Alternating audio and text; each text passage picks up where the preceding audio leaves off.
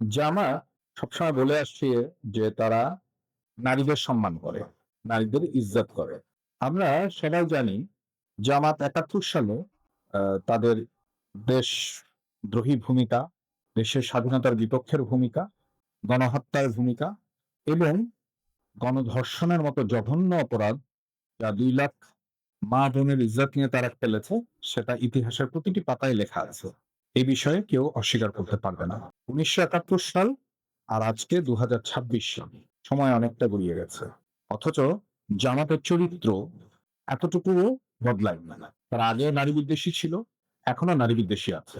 নারীদের বিষয়ে তাদের ভূমিকা এখনো সেই প্রস্তর যুগের মতোই আছে।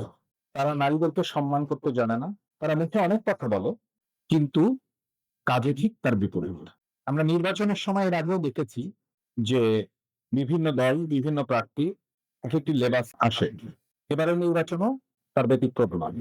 জামায়াত নিজেদেরকে ফুলের মতো পবিত্র হিসেবে সবার সামনে উপস্থাপন করছে। যাই হোক, আমি আজকে আপনাদেরকে কিছু ফ্যাক্টস অ্যান্ড ফিগারস দেখাবো। তার আগে একটা কথা বলি, আমরা ফ্যাক্টস অ্যান্ড ফিগারস দেখাবার আগে আপনাদেরকে একটা পরিসংখ্যান দিই। ২০২৬ এর ১২ ফেব্রুয়ারি যেই নির্বাচনটি হতে যাচ্ছে, জাতীয় সংসদ নির্বাচনে, সেখানে এবারে সর্বমোট ভোটার হলো ১২,৭৭,১১,৮৯৫ জন। তার মাঝে নারী ভোটার হলো ৬,২৮,৮৫,৫২৪ জন। অর্থাৎ পুরুষ ভোটার এবং নারী ভোটার প্রায় সমান সমান। অথচ এই বিশাল জনগোষ্ঠী নারী নারী সমাজকে জামাত যেভাবে ছোট করছে, জামাত যেভাবে অলরেডি ফিল্ডে যেভাবে হেনস্থা করছে, তার কিছু নমুনা আমি আপনাদের সাথে শেয়ার করতে চাই।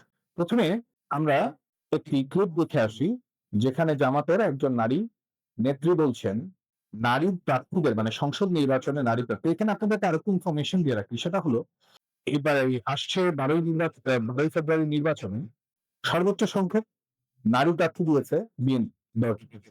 জামাত কোনো নারী প্রার্থী দেয়নি। এখন আমরা দেখে আসি জামাতের সেই মহিলা নেত্রী জাতীয় সংসদে যে মহিলা নেত্রীরা দাঁড়িয়েছে তাদেরকে ট্রফির সাথে তুলনা করছে। দেখেন, এই যে ৫% এটা ফিল আপ করার জন্য হয়তো কিছু ট্রফি প্রার্থী বসানো কোনো ব্যাপার ছিল না। জামাতের কি মানুষজন নাই? জামাতের প্রত্যেক নেতৃবৃন্দ, কর্মীদের ছেলেমেয়েরা, ওয়াইফরা শিক্ষিত প্রফেশনে আছেন। হ্যাঁ, তাহলে কিছু ট্রফি বসানো যেত। আসলে আমরা আরেকটা ক্লিপ দেখি, যেখানে জুলাই আন্দোলনের অন্যতম মুখ জাহাঙ্গীরনগর ইউনিভার্সিটির প্রফেসর মেহরিন, উনি খুব রিসেন্টলি ওনাকে চিঠি পাঠানো হয়েছে বেনামে, এবং এটা আমরা সবাই বুঝতে পারছি, উনিও আন্দাজ করতে পারছেন যে একটি বিশেষ দল, একটি জঙ্গি গোষ্ঠী ওনাকে চিঠিতে হুমকি দিয়েছেন। সেটা আমরা ওনার মুখ থেকে শুনে আসি। ওনার এক সাক্ষাৎকারে উনি বলছেন, সেখানে আমরা শুনে আসি। আমার বাসায় সাদা গাড়িতে করে কয়েকজন ছেলে এসে আমার দারোয়ানের কাছে এই চিঠিটা দিয়ে গেছে। আমি রাতে এসে চিঠিটা দেখলাম এবং আমি থানায় একটি জিডি করেছি। আসলে প্রেক্ষাপটটা তো অন্যরকম। আমাদেরকে বুঝতে হবে, একটি পার্টিকুলার রাজনৈতিক দল যারা বলেন নারীকে ঘরের ভিতর থাকলে সম্মানিত করা হবে, নারী ৮ ঘন্টা জায়গায় ৫ ঘন্টা কাজ করবে, আমাদের এখন সময় এসেছে এটা বোঝার যে এটি আসলে বিশাল একটি ফ্রেমওয়ার্কের অংশ, যেখানে তারা চায় যে নারীরা একটি আলাদা স্পিসিস হিসেবে বেঁচে থাকবে, কখনোই মেইন স্ট্রিমে আসতে পারবে না। জামাতের নারীদের প্রতি অসম্মান এবং তাদের নৃশংসতার একটি মানে তরতাজা উদাহরণ হলো আজকে ঘটে যাওয়া একটি ঘটনা। ১৪ গ্রামে জামাতের নৃশংসতার মানে প্রাণঘাতী আক্রমণের শিকার হয়েছেন একজন নারী, যিনি বিএনপি স্বেচ্ছাসেবক দলের সভাপতির বোন।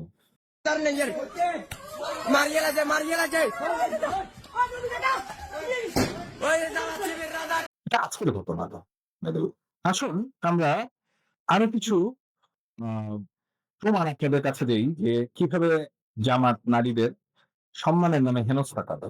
আমরা সানজিদা আহমেদ তন্মীকে সবাই খুব মনে আছে আপনাদের, জুলাই আন্দোলনের সেই মুখ, যেই ক্ষতবিক্ষত মুখ দেখে, ঢাকা ইউনিভার্সিটির ছাত্রী ক্ষতবিক্ষত মুখ দেখে সারা দেশ কেঁপে উঠেছিল, ইনফ্যাক্ট বিদেশেও বিবেক নাড়া দিয়ে উঠেছিল। সেই তন্মীর মুখের ভাষায় যদি বলি, শিবির ধন্যবাদ সহ্য করতে পারে না এবং কেউ তাদের বিপক্ষে অবস্থান নিলেই তারা আক্রমণাত্মক আচরণ করে। মানুষ ভিন্নভাবে চিন্তা করলেই বা বক্তব্য দিলেই তাদের তেড়ে আসতে দেখা যায় এবং ব্যক্তিগত জীবনাচরণে নগ্ন হস্তক্ষেপ করা।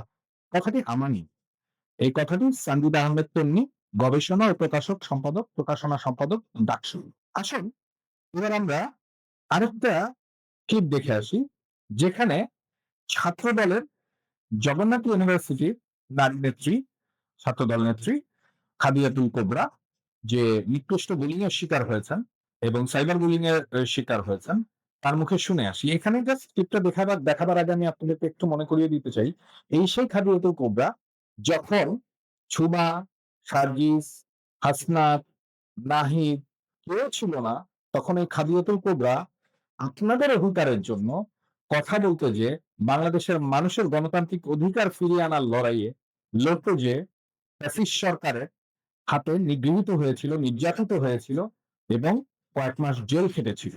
আসুন তার মুখে শুনে নেই তিনি কিরকম হেনস্থার শিকার হয়েছেন। তারা বলে যে পর্নস্টার মিয়া খলিফাও হিজাব পরে, আপনিও হিজাব পরেন, তাহলে আপনি জাস্ট বুঝেন যে একটা মেয়ের মানসিক অবস্থা তখন কি হয়। এবার আপনাদের কিছু সংবাদের চুম্বকাংশ পড়ে শোনাচ্ছি এবং দেখাচ্ছি।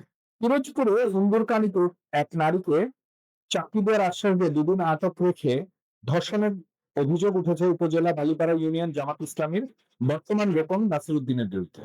জামাত নেতার ছাত্রীদের যৌন নির্যাতনের অভিযোগ প্রতিবাদে মানববন্ধন ও হামলা। স্কুল ছাত্রীকে যৌন হয়রানির অভিযোগ, জামাত নেতা কারাগারে।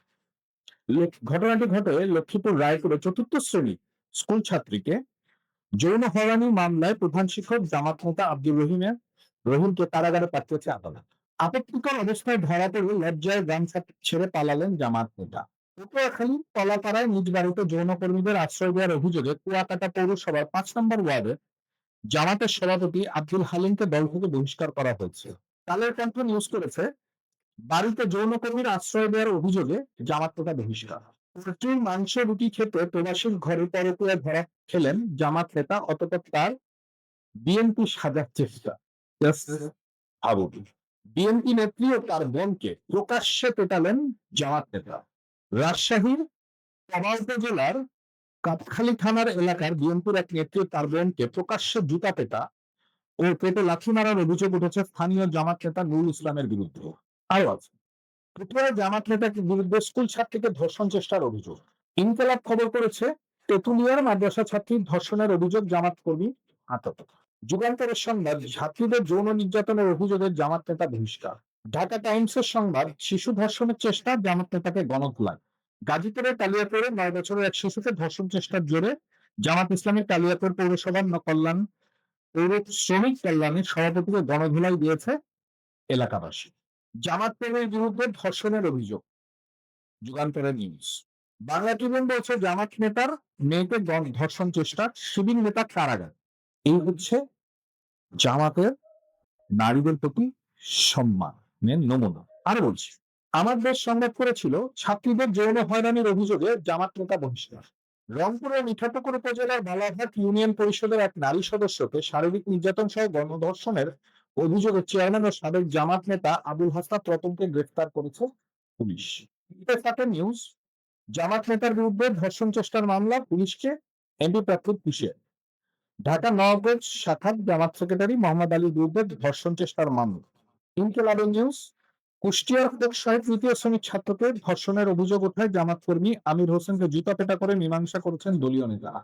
সাতক্ষীরার একটি খবর দেখুন, সাতক্ষীরার দোরহাটায় জামাত নেতা ও মাদ্রাসা শিক্ষক শামসুজ্জামানের বিরুদ্ধে চতুর্থ শ্রেণীতে পড়ুয়া প্রতিবন্ধী এক ছাত্রকে একাধিকবার বলাৎকারের অভিযোগ উঠেছে। বংশীগঞ্জের ধর্ষণ মামলায় জামাত নেতা কারা? পঞ্চগড়ের জামাতের সেই চেয়ারম্যানের নামে ধর্ষণ চেষ্টা মামলা। পঞ্চগড়ের দেবীগঞ্জ উপজেলায় জামাতের আমির মোহাম্মদ আব্দুল হালিমের বিরুদ্ধে ধর্ষণ চেষ্টা অভিযোগে মামলা দায়ের করেছে বাদী। নোয়াখালীর কোম্পানিগঞ্জে কম্বল দেওয়ার কথা বলে বাড়িতে ডেকে বিধবাকে ধর্ষণ, কাউসার নামে এক জামাত কর্মী।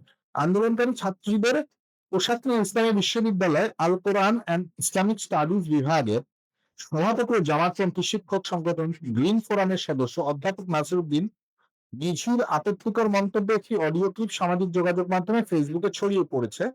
পরে এই মন্তব্যের জন্য দুঃখ প্রকাশ করে নিঃশর্ত ক্ষমা চেয়েছেন ওই শিক্ষক। প্রথম আলো আরেকটি সংবাদ, ছাত্রজোটের কর্মসূচিতে নারী সহ দুজনকে লাথি মারার অভিযোগে শিবির ক্যাডারের বিরুদ্ধে। প্রথম আলো আরেকটি সংবাদ, গরু নদীতে প্রবাসী স্ত্রীর ঘরে আটক। তারা দেখলেন, এগুলো ছিল কিছু নমুনা, কিছু উদাহরণ। এরকম আপনারা নিশ্চয়ই আপনারাও দেখেছেন দৈনিক পত্রিকায়, চ্যানেলের নিউজে খুবই অ্যালার্মিং বিষয়টা। আমি এই দেশের ৬,২৮,০০,০০০-রও বেশি নারী ভোটারের কাছে অনুরোধ করব ১২ই ফেব্রুয়ারি নির্বাচনে অবশ্যই আপনারা এই বিষয়গুলো মাথায় রাখবেন।